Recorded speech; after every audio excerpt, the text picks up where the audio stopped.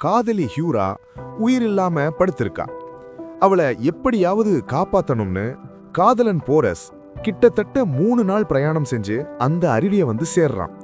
அவன் படிச்சிருந்த புக்ல சொன்ன மாதிரியே அருவிக்கு மேல இருக்கிற குகையில அந்த மந்திரவாள் நீல நிறத்துல மின்னுகிட்டு இருக்கு.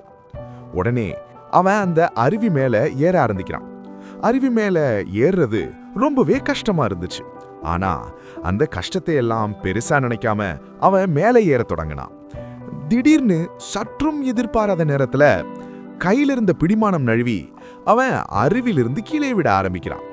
அவன் கீழே விழுந்துகிட்டு இருக்கும்போது அவனுக்கு ஹியூராவோட நினைப்புகள் எல்லாம் வருது. அவளை முதலா பார்த்தது, முதலா அவள்கிட்ட காதல சொன்னது, 2 பேரும் சந்தோஷமா கடைக்கு போனது, ஒன்னா சிரிச்சு விளையாண்ட அந்த சந்தோஷமான தருணங்கள் எல்லாமே கண் முன்னாடி வந்து போகுது.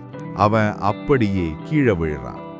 அப்போ அவனோட நினைப்புல ஹியூரா அவனுடைய கையை பிடிச்சு என்னை எப்படியாவது காப்பாத்திட்டு போறஸ் நீ சொல்றா.